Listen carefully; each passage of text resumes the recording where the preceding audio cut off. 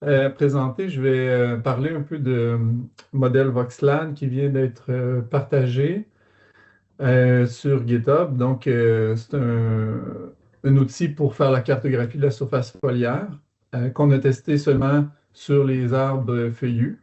Euh, on fait aussi la cartographie de la surface de bois. Et puis, on utilise un instrument Reagle. Donc, le modèle fonctionne avec un instrument Reagle. Donc, le contexte de ce modèle-là, c'est que la structure, ça influence le fonctionnement d'une forêt en termes de photosynthèse et évapotranspiration. Le but premier du développement du modèle, c'était de caractériser l'absorption d'énergie solaire pour utiliser cette information-là dans un modèle de biophysique qui va estimer la photosynthèse puis l'évapotranspiration, puis les échanges de chaleur turbulente. Mais on peut aussi, avec ce modèle-là, estimer la réflectance d'une canopée. Donc, on peut étudier les facteurs qui influencent la réflectance de la canopée. Euh, Typiquement, bon, la surface foliaire en forêt, c'est difficile à cartographier. C'est une structure qui est souvent complexe. Donc, le lidar terrestre offre un avantage intéressant pour la cartographie de la surface foliaire parce que on peut différencier les points qui viennent du bois des points qui viennent du feuillage. Ça, c'est un avantage qui est très significatif par rapport aux autres méthodes. Puis on peut aussi cartographier en 3D la distribution de surface foliaire et de bois. Donc, les défis qu'on a quand on essaie de faire ça avec un lidar terrestre, c'est que, premièrement, pour minimiser les effets d'occlusion, hein, pour minimiser les trouées dans le jeu de données, on va utiliser un nombre de scans qui est quand même assez élevé pour une parcelle, typiquement. Moi, en ce moment, pour une parcelle d'un quart d'hectare, on utilise à peu près c'est combien? C'est 50, je pense, positions. Dans le passé, on utilisait une 120 positions, donc des scans de 120 positions différentes. Et on a deux scans à chaque endroit parce qu'on a un scanner qui est quasi hémisphérique, donc qui ne voit pas la, la partie directement au-dessus de la position. Donc, on fait un scan quand la position, quand l'instrument est vertical, puis après, on penche l'instrument horizontal, puis il scanne la surface au-dessus. Fait que ça fait beaucoup de scans. C'est un volume de données qui est vraiment très lourd à gérer. Donc, on a besoin des outils qui sont efficaces. Puis le nombre d'étapes à travers lesquelles on doit passer est quand même assez élevé. Fait que le modèle a été développé pour passer à travers ces étapes-là de façon relativement efficace, que ce soit gérable. En tout cas, pour une parcelle, typiquement, ça va prendre peut-être 2 jours de traitement informatique sur une machine qui est relativement puissante. Donc, avec le modèle, j'ai développé un manuel d'utilisateur pour aider les personnes à utiliser ce modèle-là. Puis là, je montre une parcelle en bas, un exemple. On va utiliser des voxels et on va faire une séparation du bois et du feuillage. Donc, c'est une partie qui va être importante. Pourquoi le modèle est développé seulement pour les instruments Reagle? Puis là, je mentionne ici que je ne reçois pas d'avantages financiers de Reagle. Je mentionne ces avantages-là parce que c'est des avantages qui sont significatifs par rapport à d'autres instruments. Premièrement, l'instrument enregistre la déviation. Ça veut dire qu'on peut enlever ce qu'on appelle du bruit là, ou des points fantômes, des points qui sont le résultat de contacts multiples entre le laser puis les cibles. Le logiciel puis l'instrument permettent de faire des scans en milieu forestier sans utiliser des cibles. Donc, on peut faire un alignement des scans dans un référentiel commun sans utiliser des cibles. Puis ça fait en sorte qu'on divise le temps de terrain par à peu près 5, ce qui est majeur parce que typiquement, euh, les scans qu'on les scans qu'on fait, nous, sur des parcelles, ça prend 2 à 3 jours. Euh, donc, si on utilisait des cibles, ben, ça serait probablement 2 semaines et plus que ça prendrait. Donc là, ça commence à être excessif.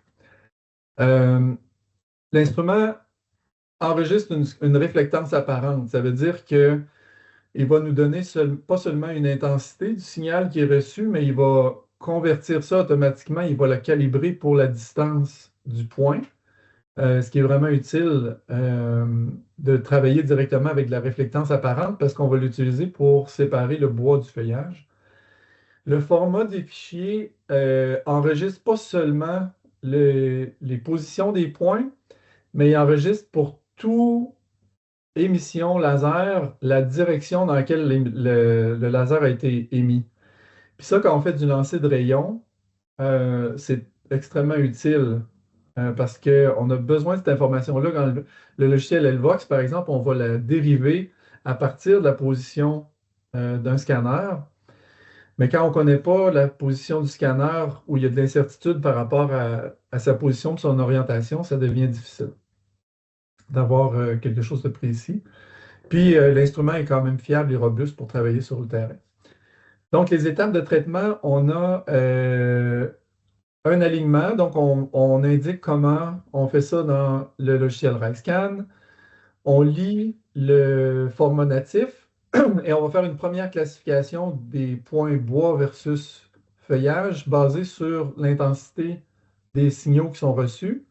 Après, on utilise un modèle qui s'appelle LEWOS, qui est un modèle qui va utiliser la position ou le contexte spatial des points pour faire une classification bois-feuillage. Et ce qu'on fait ici, c'est qu'on va combiner les deux pour dériver une classification qui est encore plus précise que ce qu'on aurait obtenu si on avait utilisé seulement une des deux méthodes.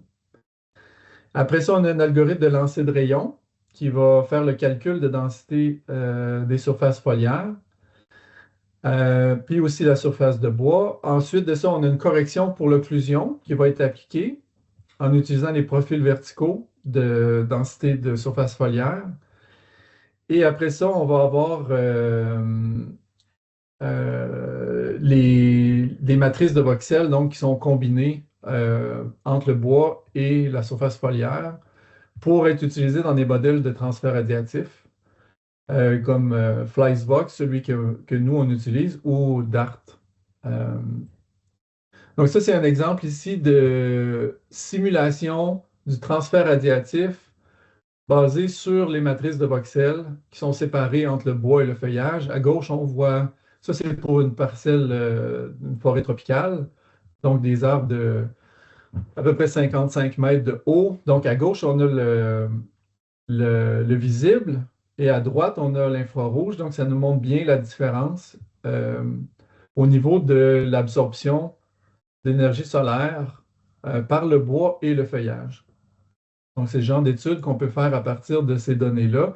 Puis, on peut aussi facilement caractériser la quantité d'énergie solaire qui rejoint le sol si c'est quelque chose qui nous intéresse en termes de disponibilité de la radiation solaire.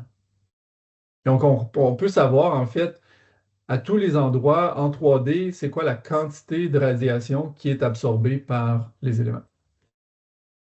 Donc, l'utilisation de Voxlab, c'est codé principalement en MATLAB, une expertise minimale qui est requise. Donc, on n'a pas besoin d'une grande expertise en LIDAR ou en MATLAB pour utiliser le code et il est disponible sur GitHub avec le manuel. Bientôt, on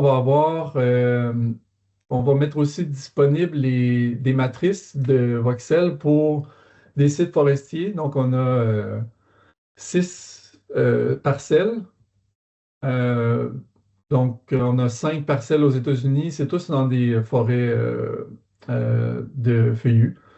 6 parcelles aux États-Unis, puis une parcelle en Malaisie qui vont être rendues publiquement disponibles aussi pour utiliser dans les, euh, dans les modèles de transfert radiatif.